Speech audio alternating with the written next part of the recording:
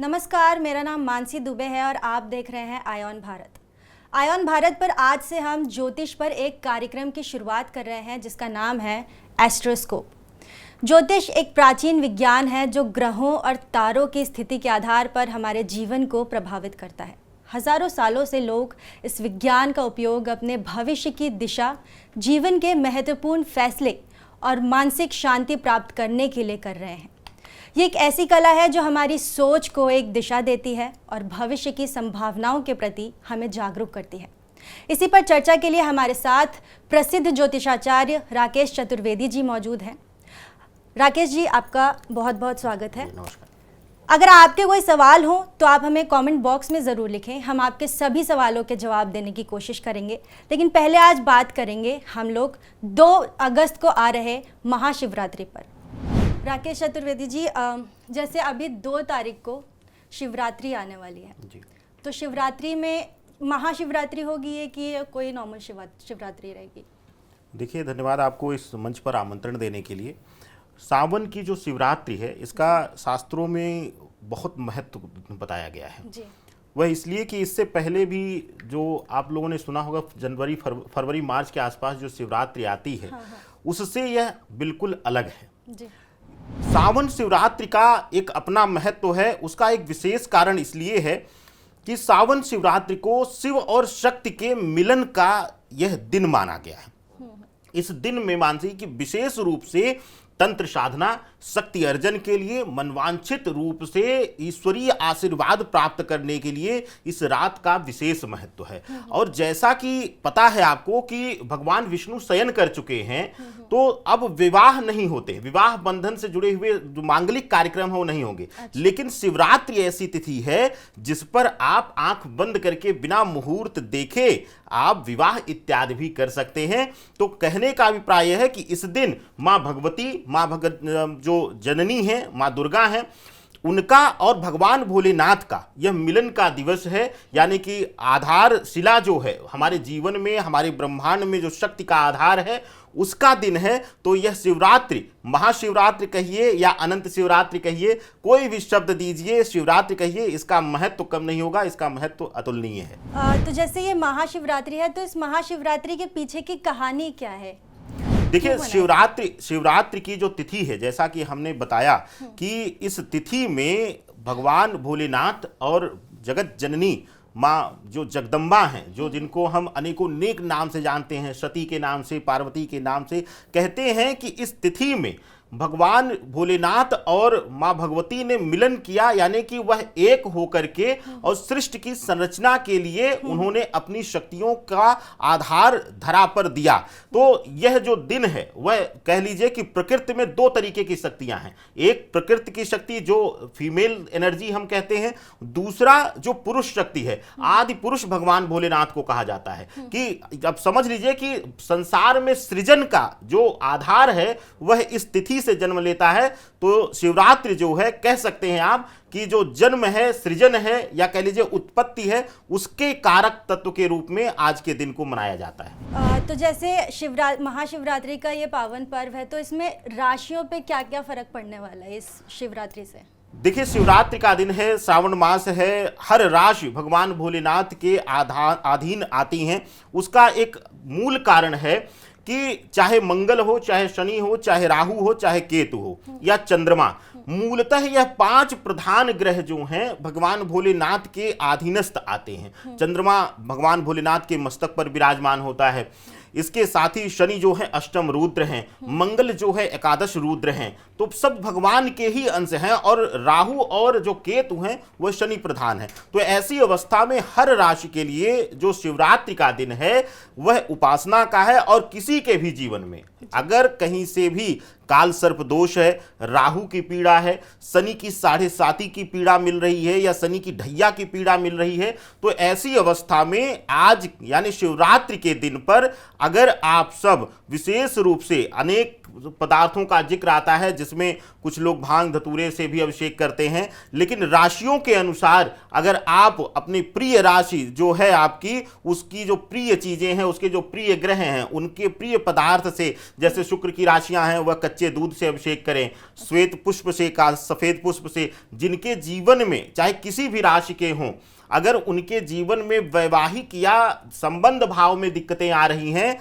तो उनके लिए कहा गया है कच्चे दूध को मिश्री मिला करके, मिश्री घोल करके कच्चे दूध में उससे अभिषेक करें और श्वेत पुष्प या श्वेत चंदन उनको अर्पित करें भगवान भोलेनाथ को, तो मनवांछित वरदान की प्राप्ति होती है। मानसी, जैसे कि अभी महाशिवरात्रि का व्रत है, तो जैसे जनरली प्रसाद चढ़ाने जाते हैं लोग, तो शिव जी का सबसे प्रिय प्रसाद कौन सा है जो उनको चढ़ाएंगे तो वो खुश हो जाएंगे? देखिए, शिव को भोला भंडारी कहा जाता है और भोलेनाथ के नाम से भी उनको संबोधन दिया जाता है। भगवान भोलेनाथ के लिए कहा जाता है कि वह मृत्युंजय हैं, यानी मृत्यु पर विजय प्राप्त करने वाले, और साथ ही साथ उनको महाकाल कहा गया है, यानी काल की गति पर नियंत्रण रखने वाला। तो महाकाल को भोला इसलिए कहा गया, मैंने इतना इसलिए बताया है दर्शकों कि भगवान भोलेनाथ ही एक ऐसे देवता हैं जो सिर्फ समर्पण मांगते हैं। उन्हें कोई मूलभूत पदार्थ नहीं चाहिए, कोई विशेष प्रकार का प्रसाद नहीं चाहिए, उनको कोई विशेष प्रकार का भोग नहीं चाहिए। अगर एक स्वच्छ लोटे से जल ले जाकर के भी समर्पण भाव से, अगर समर्पित भाव से उनको अर्पित किया जाए, तो उसमें भी वह प्रसन्न हो जाते हैं। कहते हैं कि जो लोग मन से, हृदय से एक बूंद जल भी भगवान भोलेनाथ पर गिराते हैं, उनको भी भोलेनाथ उनके जीवन से अनेकों अनेक कष्टों को दूर कर देते हैं। तो भगवान भोलेनाथ के लिए कोई विशेष रूप से नहीं कहा गया है। भगवान भोलेनाथ के पूजा अर्चना के लिए वहां पर सिर्फ समर्पण भावना चाहिए। आप समर्पित रहें, किसी के लिए कुछ कलुषित भावना ना रहे, किसी के लिए आप पाप भावना रख कर ना जाइए, या यह दिखाने ना जाइए कि मैं आज यह इतना महंगी पदार्थ या इतनी महंगी वस्तुएं या पुष्प लेकर भगवान भोलेनाथ पे अर्पित करने जा रहा हूं, क्योंकि जो भी दिया हुआ है सब उन्हीं का दिया हुआ है। तो सिर्फ समर्पण चाहिए। जैसे कि हमने कहा कि पुष्प से भी आप वहां पर कर सकते हैं। चंदन उनको अति प्रिय है, अष्टगंध का चंदन उनको प्रिय है, तो लाल चंदन हो, श्वेत चंदन हो, अष्टगंध मिश्रित चंदन हो, इससे आप जल में डाल करके अभिषेक करिए। गन्ने के रस से भी, जो लक्ष्मी प्राप्ति के लिए है, गन्ने के रस से अभिषेक किया जाए। अगर पुत्र प्राप्ति के लिए किया जा रहा है अभिषेक, जो लोग मैरिड लाइफ में हैं, जिनको संतान उत्पत्ति नहीं हो रही है, उनके लिए सबसे अच्छा है शहद या फिर शुद्ध देसी घी से अभिषेक करिए या शिवलिंग पर लेपन करिए, आपको मनवांछित वर मिल जाएगा। पंडित जी, जैसे महाशिवरात्रि है तो अक्सर मंदिरों में जाके पूजा की जाती है, लेकिन अगर कोई मंदिर नहीं जा पाता है, किसी की स्थिति नहीं है मंदिर जाने की, तो वो घर पे महाशिवरात्रि की पूजा कैसे कर सकता है? देखिए, अभी पिछले प्रश्न में ही आपके हमने कहा कि समर्पण मांगते हैं भोलेनाथ। अगर आप किसी भी प्रकार से, जैसे विशेष करके स्त्रियां जो हैं वह मासिक धर्म के दौरान मंदिर इत्यादि में प्रवेश नहीं कर सकती, उनके लिए बंधन है। या फिर हम लोग, जैसे आजकल का वर्क कल्चर है कि अगर प्रातः काल में ही आपको ऑफिस कार्यालय जाकर के अपने कर्म प्रधानता को साबित करना है, तो आप शायद मंदिर में लाइन नहीं लगा पाएंगे, तो ऐसे में भी आप छूट जाएंगे। तो ऐसी स्थिति में आप घर में हो, आप कार्यालय में हो, ऑफिस में हो, ट्रैवल कर रहे हो, तो भगवान भोलेनाथ का बीज मंत्र है ह्रौंग। ह्रौंग जो है वह भगवान भोलेनाथ का बीज मंत्र है। तो ऐसी स्थिति में ओम ह्रौंग जूं सह, यह लघु मृत्युंजय है। इसको अगर आप मानसिक रूप से करते रहेंगे तो आपके जीवन से स्वास्थ्य पीड़ा से लेकर के किसी भी प्रकार का, चाहे वह आर्थिक कष्ट हो, चाहे वह ज्ञात अज्ञात शत्रु हो, वह दूर होंगे। अगर आप विशेष रूप से, जो लोग कन्याएं हैं, अभी वैवाहिक जीवन में नहीं बंधी हैं, या प्रेम संबंधों में हैं, उसमें सफलता चाहती हैं, या वैवाहिक जीवन में रुकावट आ रही है, शादी होने में रुकावट आ रही है, तो वह जो है मानसिक रूप से भगवान भोलेनाथ का स्मरण करके, क्योंकि आपको एक चीज बता दें कि इस धरा पर भगवान भोलेनाथ को आदि गुरु माना गया है। यहां तक कि जब भी कोई भी अवतार हुआ है विष्णु देव का, तो उन सभी अवतारों ने चाहे वह भगवान श्री राम हो, चाहे वह भगवान श्री कृष्ण, उन सभी ने गुरु मानकर, इनको आदर्श रूप में मान करके इनकी हर जो अपने लक्ष्य की सिद्धि के लिए प्रार्थना किया है, उपासना किया है। तो आप मन से, अगर आप वैवाहिक जीवन में कोई समस्या है, कोई दिक्कत आ रही है, रुकावट आ रही है, या मैरिड लाइफ में हैं आप, वहां पर नोक-झोंक बढ़ते जा रहे हैं, मिसकम्युनिकेशन बढ़ते जा रहे हैं, तो वैसी स्थिति में आप भगवान भोलेनाथ का मानसिक रूप से स्मरण करके, घर में भी गौरी गणेश यानी सुपारी से गौरी गणेश का पूजन करके, क्योंकि श्रावण मास जो है, शिवरात्रि जो है, वह शिव परिवार की उपासना का है, सिर्फ भगवान भोलेनाथ का नहीं। तो वहां पर भी गौरी गणेश की स्थापना करके, उनको कॉटन से हल्दी मिश्रित वस्त्र दे करके, अर्पित करके, आप घर में या कहीं भी बैठे हुए रहें, वहां ओम नमो भगवते रुद्राय, इस मंत्र से अगर आप जाप करते रहेंगे, या उनको कुछ भी भोग लगाते हैं, चाहे अक्षत चावल हो, चाहे वहाँ पर जलाभिषेक करें या पंचामृत, लेकिन पंचामृत में ध्यान रखिए कि तुलसी का भोग नहीं लगता है भगवान भोलेनाथ को, तो तुलसी ना रहे वहाँ पर। अगर आप भगवान भोलेनाथ को अभिषेक करते हैं, पूजन करते हैं, मंदिर नहीं भी जा पा रहे हैं, तो भी मानसिक रूप से इस मंत्र का जाप करिए। जिह्वा पर ना आए, यानी कि स्वर ना निकले। अगर मानसिक जाप किया जाता है तो हम अशुद्धि के समय हो या किसी भी स्थिति में बैठे हुए हों तो कोई दोष हमें नहीं लगता है। तो मानसिक रूप से आप इस मंत्र का जाप कर सकते हैं। शिवरात्रि के अवसर पर उतना ही फलदायी होगा जितना लोग मंदिरों में जाकर विभिन्न प्रकार की सामग्रियों से अभिषेक कर रहे हैं। अभी पंडित जी आपने बताया कि तुलसी जी नहीं होनी चाहिए वहाँ पे, इसके पीछे कोई खास है? देखिए, तुलसी प्रिय हैं भगवान विष्णु की, और उनको विशेष रूप से तुलसी का जो महत्व है, तुलसी का जो वर्णन मिलता है, वह भगवान विष्णु के रूप में ही, उनकी अर्धांगिनी के रूप में उनको माना जाता है, या प्रिय के रूप में माना जाता है। लक्ष्मी जी का ही एक रूप है भगवान तुलसी। तो तुलसी इसीलिए पवित्र है और घरों में जो गृहस्थ जीवन में है वो रखी जाती हैं। लेकिन क्योंकि भगवान जो शंकर हैं वह श्रेष्ठ हैं भगवान विष्णु से, उम्र में कह लीजिए या किसी भी चीज़ में, वहाँ पर उन्होंने श्रेष्ठ माना है भगवान को। तो ऐसी स्थिति में हमारे जो भारतीय सनातन परंपरा है, इसमें नियम है कि जो छोटी बहू है वह स्पर्श नहीं करती है। तो इस अवस्था में जो है, इसीलिए तुलसी के नीचे कभी शिव नहीं रखे जाते, यानी शिवलिंग नहीं रखा जाता है। तो विशेष रूप से इसका ख्याल आप लोगों को करना चाहिए कि तुलसी नहीं अर्पित किया जाएगा भगवान भोलेनाथ को। अनेकों विधान है इसका, जैसे दूर्वा नहीं चढ़ता है माँ दुर्गा को, तो इसके बहुत लंबे विषय हैं। लेकिन समझिए, सामान्य भाषा में समझिए कि तुलसी का स्पर्श भगवान भोलेनाथ से नहीं होना चाहिए। और दूसरा एक शास्त्रीय विधान है जिसको 100% सत्य हर कोई मानेगा, कि भगवान भोलेनाथ जो हैं वह शैव धर्म से हैं, यानी कि शिव धर्मी हैं वो, यानी कि एक अघोरी परंपरा से हैं।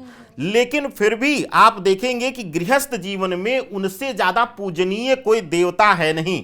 हम गृहस्थ जीवन में हमें वर चाहिए तो हम उनसे मांगते हैं, यानी कि अगर हमें मनवांछित दूल्हा चाहिए, स्त्रियां कन्याएं तब भी उनकी उपासना करती हैं। हमें कोई वरदान चाहिए तो उस पर भी, हमें जो है बीमारी से मुक्ति चाहिए तो वहां भी हम महामृत्युंजय का अनुष्ठान करते हैं। कह लीजिए कि गृहस्थ जीवन में हमारे हर एक सुख का कारक भगवान भोलेनाथ हैं।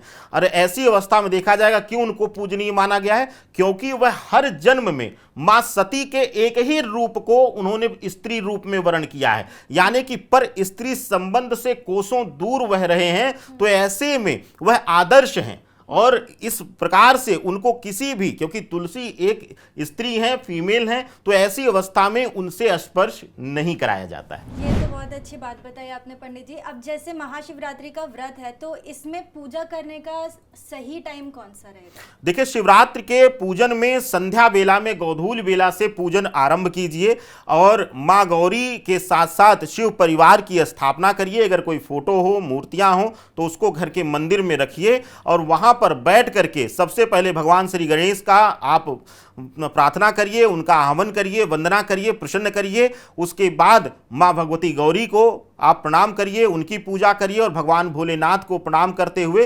कार्तिकेय की पूजा करिए। चारों लोगों की पूजा करने के बाद भगवान नंदी का भी आप स्मरण करके उनको धन्यवाद कहिए कि आप मेरे स्थान पर मेरे प्रिय भोलेनाथ के परिवार को लेकर आए हैं। तो उनको कोटि से धन्यवाद करके पूजन को वहां पर विराम दीजिए और मनवांछित जो फल है वहां पर आप चढ़ा करके प्रसाद ले सकते हैं। अब यहाँ पे एक भ्रम आएगा कि लोग कहते हैं कि प्रसाद शिव जी का नहीं लिया जाता, तो वहां भगवान शिव अपने परिवार के साथ गृहस्थ रूप में विराजमान है। जब वह निराकार यानी कि शिवलिंग के रूप में रहते हैं तो शिवलिंग पर अर्पित जो है प्रसाद कभी भी ग्रहण नहीं किया जाता है। लेकिन जब आप शिवरात्रि पूजन संध्या बेला में करेंगे तो उसमें आप प्रसाद ले सकते हैं, आप पूरे परिवार के लोग उस प्रसाद को ग्रहण कर सकते हैं।